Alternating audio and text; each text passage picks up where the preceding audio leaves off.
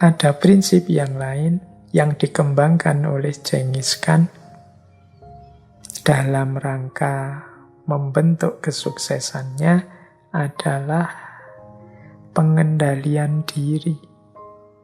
Jadi kemampuan untuk mengendalikan diri sendiri. Ini paling populer dijelaskan dalam kebijaksanaan apa saja, tapi seringkali terlewatkan. Karena banyak orang merasa dirinya itu sudah kuat, dirinya itu sudah mampu, dirinya itu sudah terkontrol. Ya memang karena kita sekarang sedang sadar. Tapi ketika orang tidak mampu mengendalikan diri, ya dia tidak sadar. Sehingga kemudian nanti kalau sudah mengendalikan diri, dia baru sadar kalau dirinya ternyata masih juga bisa kehilangan kendali diri. Maka ini salah satu nasihat yang kalau bahasa filsafat itu jenisnya perennial. Harus terus-menerus kita ingatkan diri kita. Mengapa sih Pak kok saya itu susah khusyuk? Oh itu ada hubungannya dengan kemampuan mengendalikan diri. Wong kita inginnya itu loh kalau sholat khusyuk terus. Tapi kok ya prosentasenya tidak besar-besar. Kadang hanya 10% khusyuknya, kadang hanya 20%. Itu kan berarti yang kita inginkan tidak bisa kita arahkan secara konsisten terhadap anggota tubuh kita seluruhnya yang lain.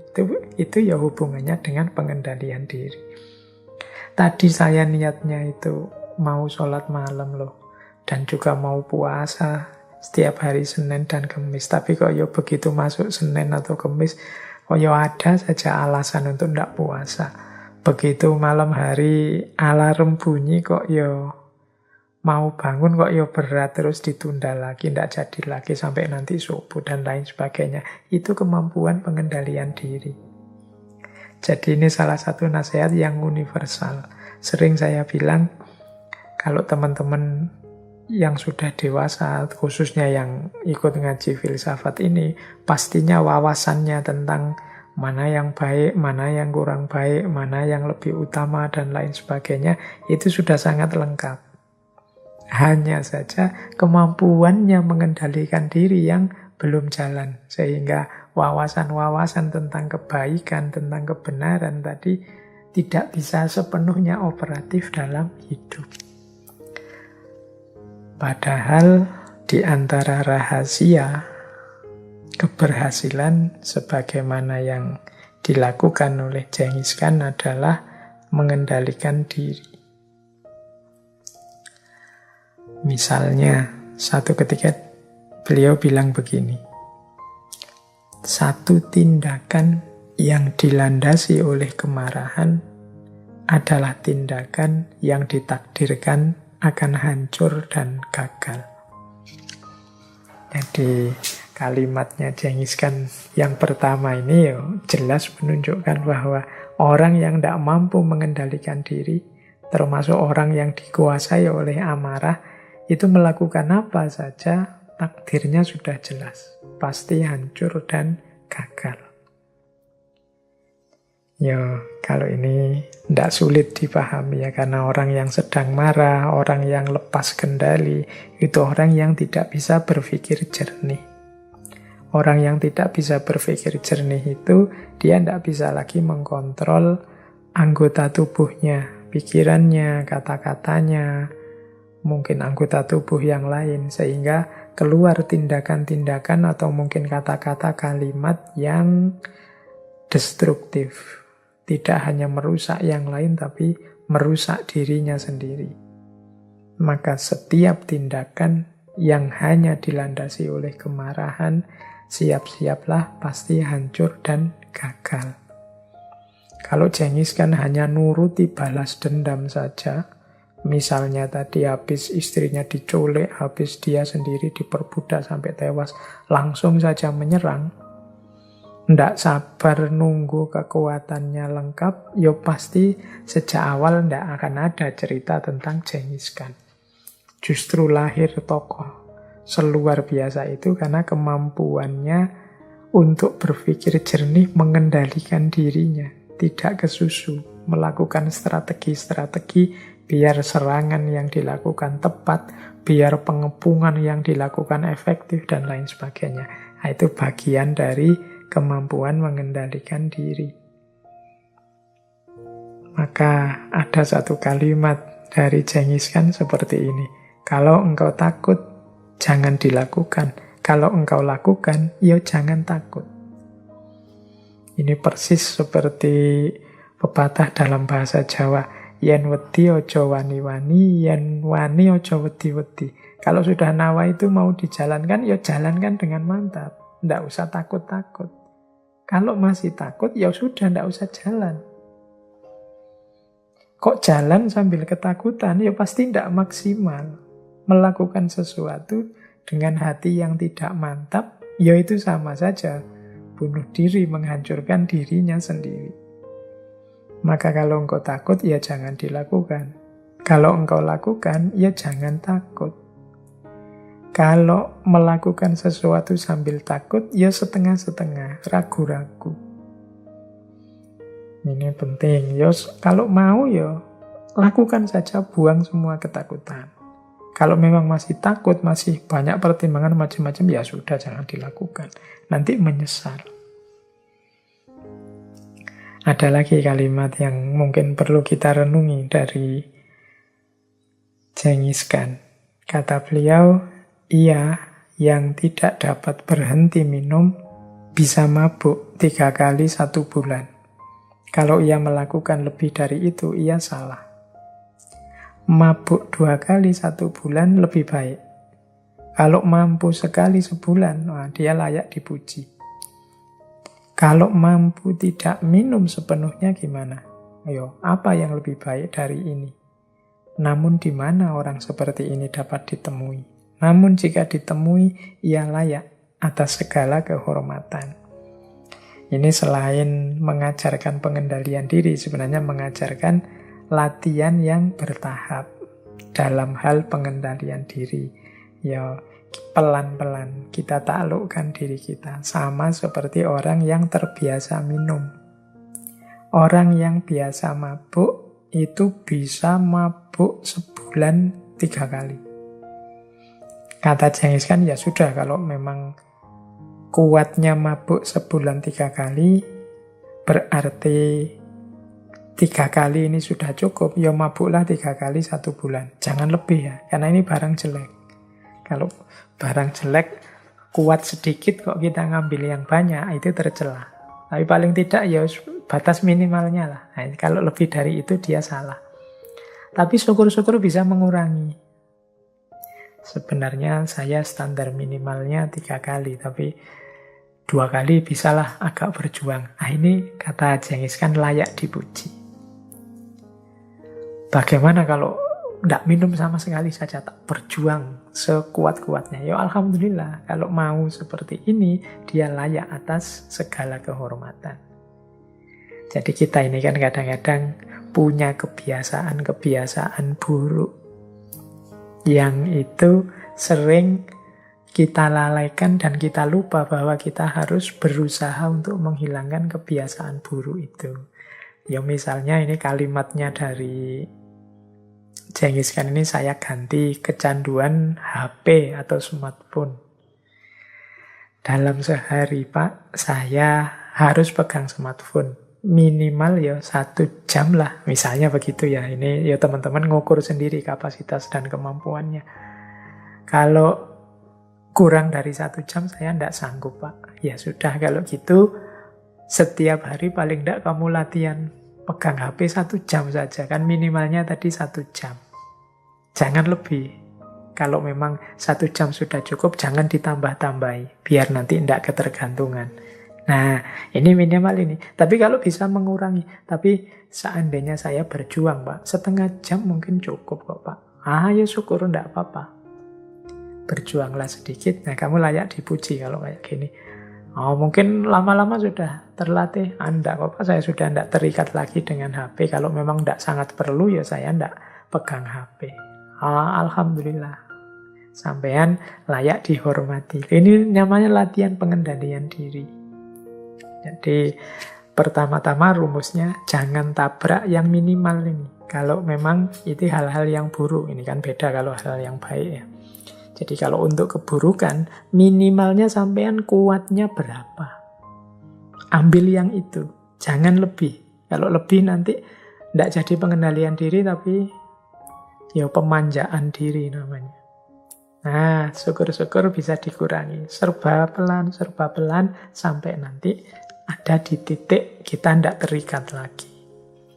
Jadi ini pelajaran yang menarik dari Genghis Khan untuk kita latihan mengendalikan diri. Jadi kalau ada kebiasaan-kebiasaan buruk, pertama-tama mari kita ambil minimalnya. Jangan lebih. Setelah itu kita kurangi pelan-pelan.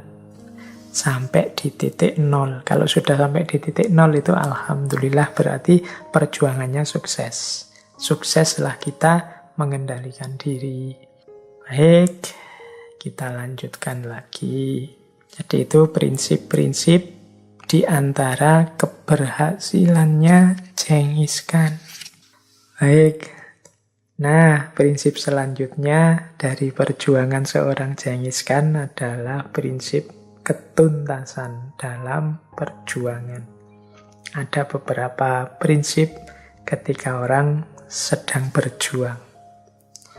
Yang pertama, kata Genghis Khan, tidak ada nilai dalam sesuatu sampai ia tuntas terselesaikan. Nah, ini pesan dari Genghis Khan untuk kita. Ya, kalau kita berjuang, kalau kita ingin meraih sesuatu, berikan semua daya, semua upaya agar sesuatu itu benar-benar tuntas kita jalankan dan tuntas kita raih. Jangan sampai setengah-setengah atau kita nyimpen tenaga sedikit-sedikit atau kemampuan tidak usah dikerahkan sepenuhnya lah, santai saja, eman-eman. Apalagi kalau sampai tidak tuntas. Kalau tidak tuntas ya tidak ada nilainya. Tuntas tapi asal-asalan juga tidak ada nilainya. Pak wong ini cuma skripsi saja, wis yang penting ada bentuknya, ya sudah, nanti mungkin kita menyesal kok dulu tidak mengerahkan segala tenaga, segala pikiran ya biar skripsinya jadi bagus. Jadi mari kalau kita sedang berjuang menempuh sesuatu ya at all cost semuanya kita kerahkan biar mendapatkan hasil yang terbaik. Karena kalau tidak selesai atau tidak tuntas, tidak sepenuhnya, mungkin kita sendiri nantinya akan menyesal. Baik, selanjutnya sehubungan dengan perjuangan juga,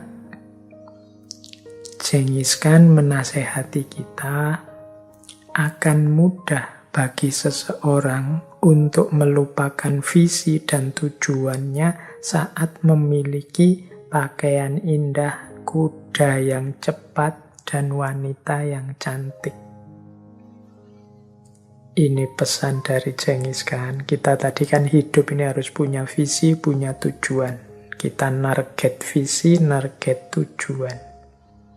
Jangan mudah didistraksi, dipalingkan oleh kenikmatan-kenikmatan, keindahan-keindahan sesaat atau yang sifatnya tidak asasi. Ya di situ Genghis Khan mengambil ilustrasi pakaian yang indah, kuda yang cepat, wanita yang cantik.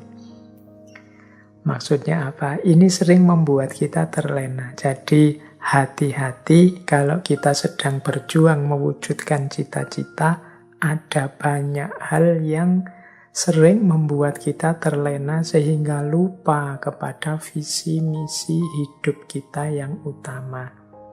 Biasanya yang enak-enak, yang menyenangkan-menyenangkan. Harusnya kita serius belajar, tapi karena ada upgradean game yang baru, akhirnya kita lebih belani main game, akhirnya tesise apa skripsi ini malah ndak jadi-jadi. Tapi karena ada apa sekarang yang populer TikTok, filter-filter yang baru, ada Instagram Reel itu yang baru, terus kita terlena. Bukan berarti terus hidup kita berarti serius terus, Pak. Hidup kita berarti sepaneng terus, Pak. Enggak begitu. Tapi yang tadi, yang sampingan-sampingan, yang tidak esensial itu posisikan dia ya di posisi yang sampingan. Jangan jadi menu utama. Boleh main Instagraman, boleh main TikTok, boleh pegang HP, boleh main game. Tidak ada yang melarang. Tapi pastikan semua itu tidak melambatkan langkah kita mewujudkan cita-cita tujuan, tidak menghalangi cita-cita kita mewujudkan tujuan tadi, bahkan tidak membuat kita terpaling dari tujuan tadi. Jadi tempatnya tetap harus di pinggir, tidak boleh jadi menu utama. Karena orang itu mudah terlena, mudah tergoda. Nah, ini pesan dari Genghis Khan dalam aspek perjuangan. Baik. Nah, ada lagi beberapa kebijaksanaan dari Genghis Khan. Jadi ada wisdom dari Genghis Khan. Kata dia, menaklukkan dunia di atas punggung kuda itu mudah. Turun dari kuda dan mengaturnya, itu yang sulit. Kalau sekedar mengalahkan, menaklukkan, menundukkan, kalau versinya Genghis Khan, apalagi bahkan sampai membantai, membumi, hanguskan, itu gampang. Yang sulit itu adalah mengaturnya. Kalau sudah menang terus mau apa? Kalau sudah sukses terus mau apa? Nah, itu yang penting. Kalau satu negara, satu wilayah sudah ditaklukkan, ngaturnya kemudian seperti apa? Biar ndak isinya perang terus-menerus, konflik terus-menerus. Itu yang sulit. Jadi ini pesan dari Genghis Khan adalah, kalau kita berjuang mencapai sesuatu, kita juga harus punya skenario, punya rancangan. Kalau sudah tercapai terus mau apa? Cara mengelolanya bagaimana? Cara menyikapinya seperti apa? Menaklukkan dunia di atas punggung kuda itu mudah, turun dan mengaturnya yang sulit. Kemudian ada lagi pesan yang menurut saya bijaksana dari Genghis Khan. Dia bilang begini, sebagaimana Tuhan memberi jari jemari yang berbeda-beda di tangan, demikian pula ia memberikan beragam jalan untuk manusia. Jadi kalau kita lihat jari tangan kita ini kan posturnya, bentuknya, modelnya beda-beda. Dan dalam hidup kan kita memfungsikan juga beda-beda, memaknai juga beda-beda. Allah memberikan kita 5 jari yang beda-beda dengan fungsi dan guna dan cara memainkan yang beda-beda. Demikian juga dalam hidup ini Allah selalu memberi banyak jalan untuk mengatasi berbagai problem kita. Asal kita tidak malas, asal cara berpikir kita jernih, asal kita tidak dibalut oleh ambisi-ambisi yang tidak jelas. Insya Allah masalah itu akan bisa selesai segera. Pasti ada jalan keluarnya. Allah tidak pernah memberi masalah di luar kemampuan dan kapasitas manusia. Jadi ini pesan dari Genghis Khan untuk kita tidak menyerah. Tidak ada masalah yang tidak ada solusinya. Jangan putus asa. Perilaku-perilaku putus asa itu mengindikasikan kalau dalam agama kita disebut orang yang kufur. Jadi orang yang seperti tidak percaya Tuhan saja. Semoga teman-teman yang mengikuti ngaji filsafat ini menyadari tidak terjebak pada kalimat-kalimat putus asa tadi. Tidak. Setiap masalah pasti ada solusinya. Ya mungkin sulit. Berarti kita perlu lebih serius lagi, lebih butuh perjuangan lagi dan mungkin juga butuh pengorbanan-pengorbanan. Ya memang sedang sulit, tidak mungkin enak saja, lancar saja situasinya. Pasti butuh sedikit-sedikit pengorbanan. Yang penting, mari jangan putus asa. Karena pasti ada solusinya, pasti akan berakhir. Tidak ada masalah yang tidak ada akhirnya. Tidak ada solusinya. Ini kebijakan termasuk yang disampaikan oleh Genghis Khan. Ada lagi satu kalimat yang saya suka dari Genghis Khan, mungkin tidak ada hubungannya dengan pertempuran yang berdarah-darah atau perjuangan, tapi menarik, ini hubungannya dengan ibu. Sebenarnya quote-quote kalimat-kalimat dari Genghis Khan ini menunjukkan bahwa sesadis itu, sekejam itu mungkin, yang tiap hari hidupnya berlumuran darah, ternyata juga masih tidak hilang nurani kemanusiaannya. Bahkan termasuk tokoh yang sangat mencintai ibunya dan kalau mengikuti narasi di depan tadi, memuliakan perempuan, meskipun selirnya banyak. Ada kalimat menarik dari Genghis Khan tentang ibu seperti ini. Kalau engkau menyakiti ibu yang memberimu kehidupan dengan sepenuh hatinya, engkau akan membuat cintanya kepadamu membeku. Bahkan kalau engkau meminta maaf kepadanya kemudian, kerusakannya sudah terlanjur.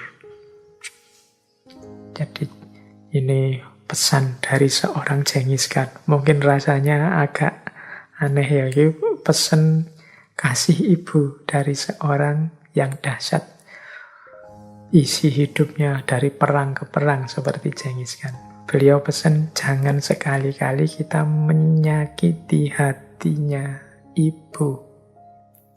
Sakit hatinya seorang ibu berarti berhentinya rahmat, berhentinya aliran kasih ke dalam hidup kita. Kalau sudah seperti ini, meskipun kita minta maaf kepada ibu dan pasti dimaafkan, tapi kerusakan yang kita buat sudah terlanjur. Ya wis kadung rusak. Maka jangan sekali-sekali dicoba atau jangan sekali-sekali kita tidak waspada sampai menyakiti hati ibu.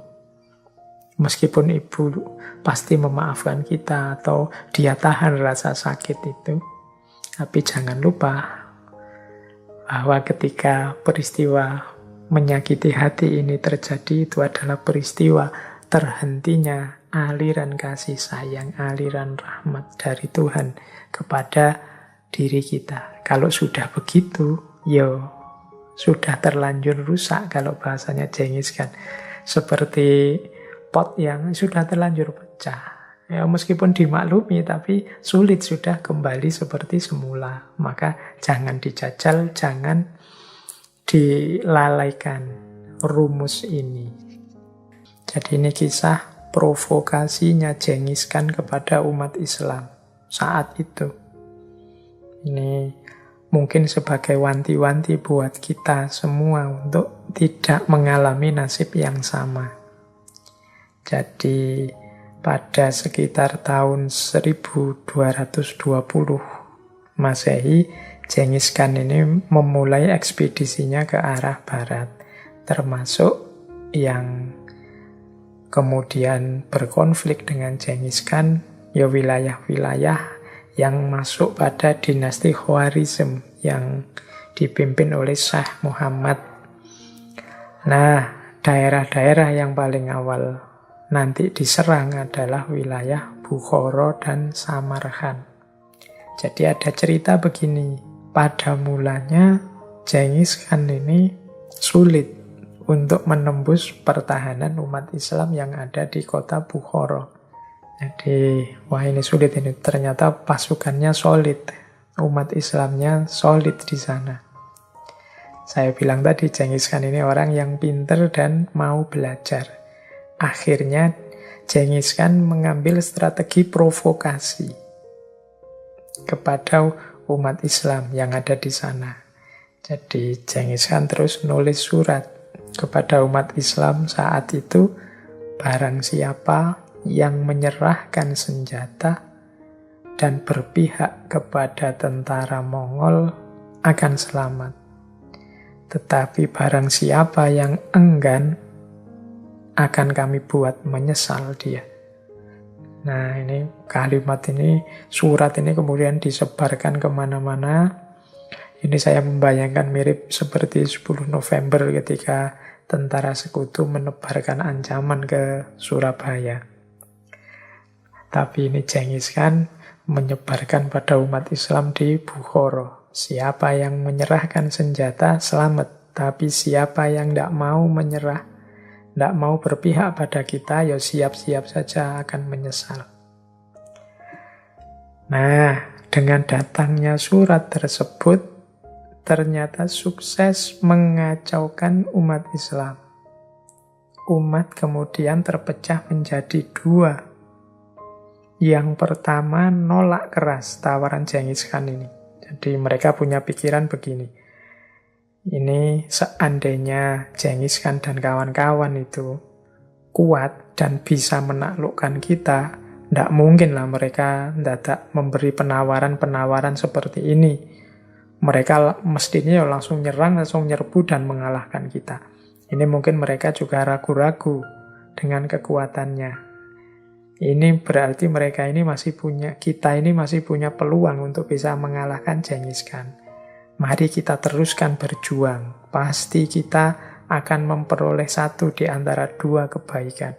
Kalau tidak menang, yo syahid. Nah, ini kelompok pertama. Jadi yang tidak tergoda oleh provokasinya Genghis Khan. Tapi muncul banyak orang-orang yang punya pandangan sebaliknya. Mereka lebih suka menerima tawaran tersebut. Mereka terus bilang, gimana kita bisa menghadapi tentara Mongol? Perang melawan Mongol itu sama dengan bunuh diri massal. Kalian tidak belajar sejarah sih, nggak baca peristiwa kemarin-kemarin, tidak mendengar berita kemarin-kemarin. Kalian juga tidak lihat betapa dahsyatnya mereka, kekuatan mereka, kelengkapan senjata mereka, dan lain sebagainya. Nah, ini dua kubu ini gegeran terus, konflik. Yang satu ingin menyerah saja pada Genghis Khan, yang satu ingin mempertahankan dan berjuang. Nah, Genghis Khan yang cerdik itu terus memantau perdebatan ini. Dan dia ingin mengambil keuntungan dari perdebatan-perdebatan ini, perselisihan-perselisihan ini. Kemudian dia nulis surat yang kedua. Nah, untuk surat yang kedua ini khusus dikirimkan pada kelompok kedua, yang tadi ragu-ragu. Ini kan tadi ada kelompok kedua yang apa ya kita bisa melawan Mongol? Kita ini negara apa? Lihat kekuatan mereka, lihat superpowernya mereka. Nah, dalam surat yang kedua ini, Genghis Khan berjanji pada kelompok kedua ini, kalau nanti Genghis Khan bisa menguasai Bukhara, maka kelompok kedua ini akan diberi jabatan ini, jabatan itu, posisi ini, posisi itu. Syaratnya kelompok kedua ini tolong bantu kita menumpas kelompok pertama. Yang tadi tidak mau dinego, yang inginnya tetap perang terus. Jadi ini surat kedua kepada kelompok yang kedua. Nah, tawaran kepada kelompok kedua ini membuat mereka tergoda. Jadi mereka merasa, wah ini sesuai dengan aspirasi kita dan juga nantinya akan menguntungkan kita. Kita ini akan diberi jabatan macam-macam kalau mereka menang. Padahal menurut perhitungan kita, ya pasti mereka menang. Tidak mungkin mereka kalah kalau dilihat dari pengalaman selama ini. Wah, ini mereka tidak sadar bahwa yang membuat umat Islam di situ lemah dan cenderung bisa kalah ya karena tidak kompak, karena mereka sendiri yang tidak mau berkomitmen. Akhirnya disambutlah permintaan dari Genghis Khan tadi. Mereka siap berjuang membantu Genghis Khan menaklukkan orang kubu lain yang tidak setuju dengan Genghis Khan dan ingin berjuang sampai akhir. Akhirnya mereka memerangi saudaranya sendiri. Terjadilah saling bunuh sesama Muslim. Dan ya karena didukung oleh Genghis Khan, kubu yang pertama yang teguh berjihad mempertahankan tanah airnya, akhirnya habis, tertumpas di tangan saudara-saudaranya sendiri. Nah, setelah itu ya santai saja, Genghis Khan bisa masuk ke Bukhara. Padahal semula dia kesulitan menaklukkan Bukhara. Sekarang dibantu orang dalam. Nah, tapi pada gilirannya setelah Genghis Khan menguasai Bukhara, pihak kedua yang tadi membantu tidak diberi hadiah yang dijanjikan. Bahkan mereka ditangkap, senjatanya dirampas, dan dihukum mati. Nah, ini nanti terkenal sebelum eksekusi hukuman mati itu, Genghis Khan datang memberi sambutan menjelang eksekusinya kepada orang-orang yang tadi mengkhianati saudara-saudaranya. Dia bilang begini, mereka ini adalah orang-orang yang sanggup memerangi saudara-saudaranya sendiri demi kita. Padahal kita itu orang asing bagi mereka. Orang semacam ini mustahil kita beri kepercayaan. Ya, berarti kan kalau orang semacam ini kita beri kepercayaan, jangan-jangan kita sendiri nanti jadi korbannya. Jadi sebelum terlanjur ya kita eksekusi saja. Jadi akhirnya semuanya dieksekusi dan menanglah Genghis Khan. Jadi ini sebenarnya ini satu peristiwa yang saya angkat karena memang banyak sekali peristiwa semacam ini terjadi. Jadi hancurnya satu negara, satu kerajaan, satu bangsa diawali dari ketidakkompakan perselisihan internal yang berlarut-larut. Sehingga dimanfaatkan oleh pihak luar mengadu domba, akhirnya hancur semuanya. Yang untung pihak ketiga, pihak luar tadi. Ini pelajaran mungkin ya bagi kita untuk tidak tertipu, tidak terjebak. Beda-beda pendapat, beda pandangan seperti saya bilang tadi itu wajar, itu niscaya, tapi tetap jangan melupakan visi besar bersama, tujuan bersama kita hidup berbangsa dan bernegara. Jadi konflik-konflik kecil itu wajar saja. Ya kayak kita di rumah itu loh dengan saudara kita sendiri, bahkan saudara kandung itu zaman kita kecil kan juga sering mengalami konflik-konflik, sering mengalami masalah-masalah. Tapi kan tidak kemudian kita lanjutkan secara fatal misalnya dengan membakar rumah atau dengan membunuh saudara kita, kan tidak begitu. Kita bisa memaklumi, kita bisa menerima perbedaan-perbedaan itu. Sering orang mengilustrasikan mbok kayak anak kecil itu loh, yo gegeran, bahkan sama saudaranya sendiri. Tapi setelah itu yo makan bareng, tidur bareng. Jadi misalnya marah-marah pakai teriak-teriak, yo hanya saat itu saja. Setelah itu yo rukun. Jadi tidak ada konflik yang sifatnya substansial sampai berlarut-larut, sampai kemudian saling menjatuhkan saudara, apalagi saling, kalau seperti cerita tadi, saling membunuh. Jadi, kapanpun ada suara-suara yang isinya habisilah, tumpaslah, apalagi musnahkanlah yang diarahkan pada saudara-saudara sendiri, itu kita tetap harus waspada. Jangan-jangan ini suara-suara yang tidak bertanggung jawab, yang pada saatnya akan meruntuhkan kita, menjatuhkan kita. Baik, ini waktunya tinggal sedikit. Semoga dari cerita tadi kita bisa mengambil manfaat, kita bisa mengambil hikmah, setidaknya untuk selalu menjaga persatuan dan kesatuan kita. Kita asumsikan saja semuanya memang ingin memberikan yang terbaik untuk bangsa dan negara. Tinggal menata regulasi cara kita mengkomunikasikan ide gagasan sambil tetap seperti tadi ya, untuk yang cita-cita besar, tujuan besar, ikatan besar kita sebagai bangsa dan negara, semoga tetap kita komitmen nih. Jadi jangan sampai kita tertipu tadi seperti provokasi yang dilakukan oleh Genghis Khan pada umat Islam di Bukhara. Karena setelah itu terjadi pembantaian yang sangat mengerikan dilakukan oleh Genghis Khan.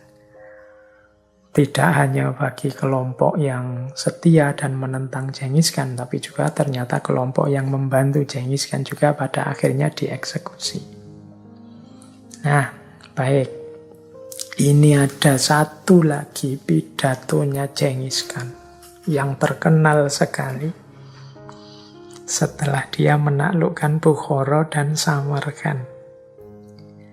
Jadi ini pidato di depan umat Islam. Mungkin ini ketika umat Islam merasa shock saat itu. Kita ini kan menjalankan tuntunannya Allah, tuntunan agama. Mengapa kita kalah? Mengapa Tuhan tidak datang melindungi kita? Nah, setelah menang itu Genghis Khan pidato begini di depan umat Islam di Bukhara. Kata Genghis Khan, aku adalah hukuman Tuhan kepada kalian. Kalau kalian tidak melakukan dosa-dosa besar, Tuhan tidak akan mengirim hukuman seperti aku kepada kalian. Ini mirip, ada kata-kata dalam bahasa Jawa yang bunyinya ojo takok dosa. Jadi jangan tanya kelirumu di mana. Kamu itu sudah tahu mana yang benar, mana yang baik, mana yang utama. Tapi kalian lebih suka milih yang jelek, kalian lebih suka milih yang buruk, kalian lebih suka milih berkonflik sesama kalian. Ini hukuman dari Tuhan terhadap dosa-dosa kalian. Ini memang sebenarnya ada kasus sebelum penyerangan itu terjadi.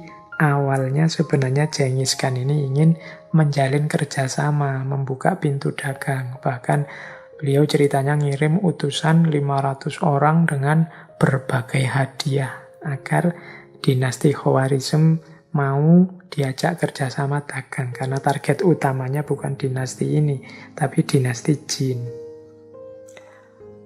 Tapi kok niatnya Genghis Khan ini disalahpahami. Utusan-utusan itu kemudian dibunuh, dibantai. Ini yang menimbulkan murkanya Genghis Khan. Akhirnya dinasti Khawarizm juga diserang, dihancurkan yang dimulai dari Bukhara dan Samarkand. Makanya begitu menang, Genghis Khan ini naik panggung dan menceramai orang-orang di situ bahwa ini loh hukumannya Tuhan pada kalian. Ini karena dosa-dosa kalian sendiri, maka Tuhan mengirimkan hukuman seperti aku kepada kalian. Jadi konteks kalimatnya seperti itu. Meskipun pidato ini juga bisa kita arahkan kepada diri kita sendiri sebagai bangsa, sebagai negara. Jangan sampai perilaku-perilaku buruk kita, kesalahan-kesalahan kita yang kita lakukan pada akhirnya mengundang murkanya Tuhan, dan kemudian memunculkan musibah-musibah, memunculkan bencana-bencana sebagai efek dari perbuatan kita sendiri. Kalau Al-Quran kan sudah jelas menyatakan zuharul fasadu fil barri wal bahr bima kasabat aydin nas. Jadi kerusakan itu muncul baik di laut maupun di bumi maupun di laut karena perilakunya manusia. Jadi kita manen hasil perilaku kita sendiri. Jadi pidatonya Genghis Khan ini bisa kita pahami bahwa kita harus introspeksi, siapa tahu kesulitan-kesulitan yang kita hadapi hari-hari ini, entah dalam bentuk apapun, lahir karena kesalahan-kesalahan kita sendiri.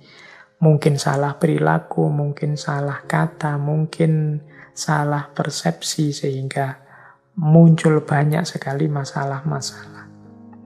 Jadi kalau dalam bahasanya Genghis Khan, ya karena engkau sudah melakukan kesalahan, Tuhan mendatangkan hukuman. Dan akulah hukuman Tuhan kepada kalian. Ini mirip seperti surat Al-Zalzalah itu kan. Idza zulzilatil ardu zilzalaha wa akhrajatil ardu athqalaha wa qalal insanu ma laha yauma idzin tuhadditsu akhbaraha.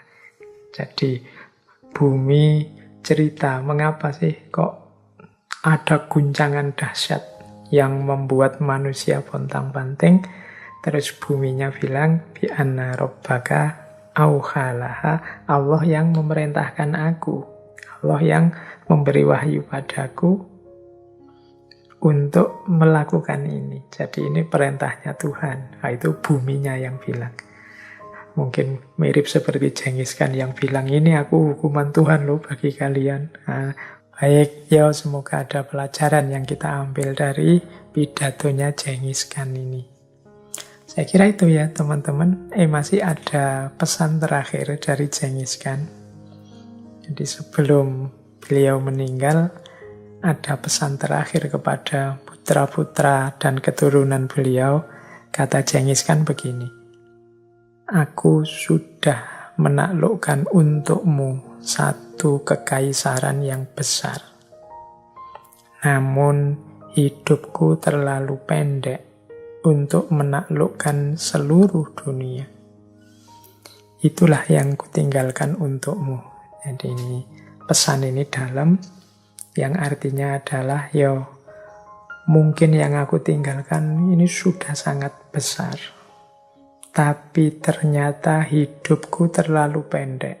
Misinya memang menaklukkan seluruh dunia. Tapi apa daya, umur terbatas. Usiaku terlalu pendek. Ini sebenarnya mengajarkan pada kita, sebesar apapun ambisi, sebesar apapun cita-cita, keinginan, kita tetap harus sadar bahwa kita itu manusia yang penuh dengan keterbatasan-keterbatasan, banyak kekurangan.